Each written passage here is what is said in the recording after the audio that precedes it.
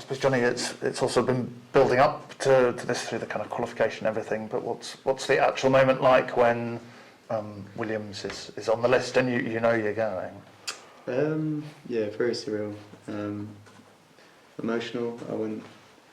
I went back home to Tunbridge and watched the announcement with mum and dad and girlfriend.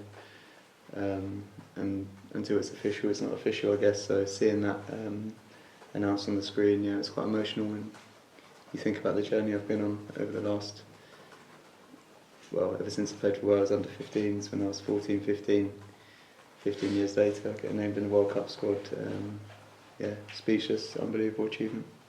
A World Cup, some of your first football memories as a kid? No, I don't really remember too many. I wasn't a kid, but I remember when obviously Messi lost and I was willing him on to win the World Cup. But yeah, I don't have too many memories really. No. Can you kind of explain your sort of position in the Welsh squad as a kind of senior player, but one who's sometimes kind of called up from the bench? How do you feel about the role you have to play as sometimes a supporting cast member, as it were? Yeah,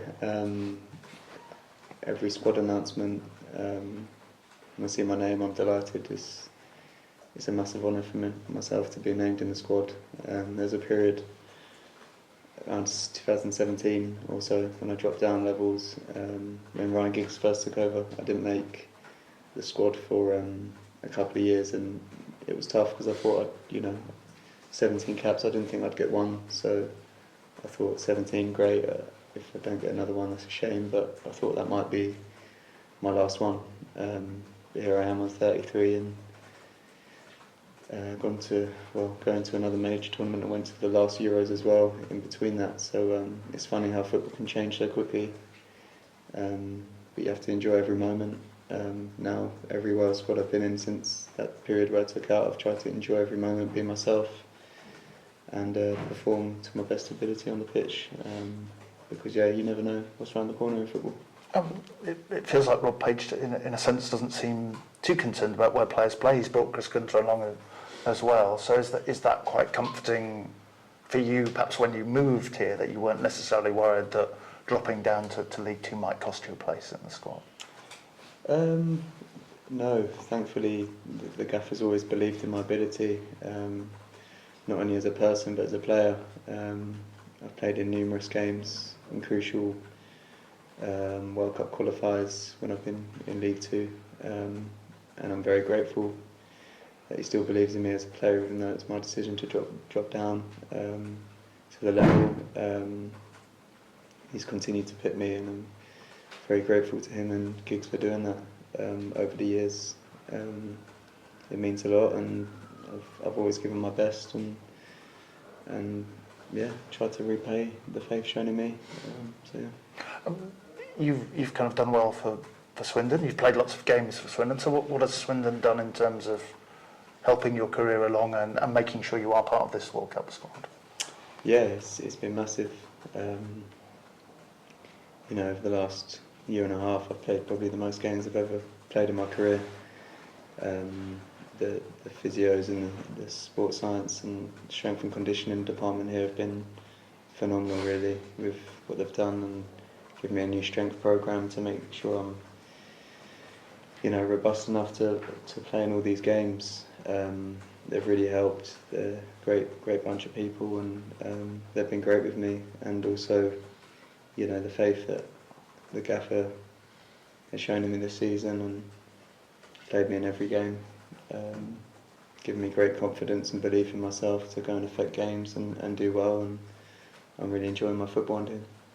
Did you quite expect that when you showed up at a League Two club? It was a very transitional point, there was just a takeover, the club was in some big problems when you arrived. Did you expect that perhaps level of, care and attention to detail to your welfare, if you like? I think it's well above League Two standard, to be honest. The sports science and strength and conditioning here is way above League Two level for me. I know they're very keen to have that part of the game spot on and have no regrets in that sense. which gives us great confidence in players that we step out onto the pitch knowing we've done all we can. You know, it's the hardest I've worked in my career on a daily basis in terms of training, strength work, Tuesdays and Thursdays, you know, getting home at 5. I know that's not a lot late for a normal job, but for a footballer, that is late. You know, some days at other clubs you get home at 1 o'clock or you have time to fill. But here we work really hard and make sure we're doing all we can in the week to prepare ourselves for Saturday, leaving no stone unturned really. How hopeful are you that the form you're in for Swindon will give Rob Page a healthy nudge that you'll get some minutes, get some playing time? Yeah, I always said to myself when we qualify for the World Cup, I'm just going to have full focus on Swindon, be myself, keep enjoying every day as it comes. Even though it's kind of mentioned to me on a daily basis, friends, family, staff, teammates, it's like the World Cup's coming up. Like, just try to remain focused on the job, which was the next game for Swindon, and playing well and scoring goals and making sure we're at the right end of the table really. And that was going to give myself the best chance to be in the squad. So yeah, it worked out in the end, and it's nice to be able to finally say I'm in the squad and look forward to going to World Cup. How does that make you feel about Saturday if you're involved? Will it suddenly feel different now, the fact you are part of the squad? You definitely know you're going. Do you think that has an impact on how you play on Saturday if selected? Yeah, well, I've trained all week. I'm fit and ready to play. We find out team news usually on a Friday, so I have to wait and see. But you're quite relaxed about playing the 90 minutes if called on? Yeah, I've played. You know, you've got one eye on it for the last probably month, and it's probably been the best month of my career in a long time. Getting nominated for Player of the Month on different awards and scoring goals and winning games. It's been one of my most successful months in my career. And World Cup was always on my mind as well, but I've played like I have done over the years. But yeah, we'll have to wait and see. And yeah. This is a great question, which I've stolen from someone else, so I apologise in advance. But you will be the 4th Swindon player to go to a World Cup. The first one wasn't until 1990, so we're not going back in the deep past. Do you have any idea who the other 3 are? I have. Yeah, it has been mentioned to me in the past. Just because ever since we've qualified, Luongo, McLaughlin, Fjortov. Yeah, 100%. Yeah. It's not a bad trio to be alongside, is it? No, it's not at all. It's amazing. It's amazing for me to be selected, but it's amazing for the club as well. The club have been great ever since I walked through the door. The reception I've had of the fans, they've made me feel at home straight away, and that's what I wanted when I joined Swindon Town. I wanted it to be a home for me, and I felt loved, and it was such a shame we just fell short last season of playoffs.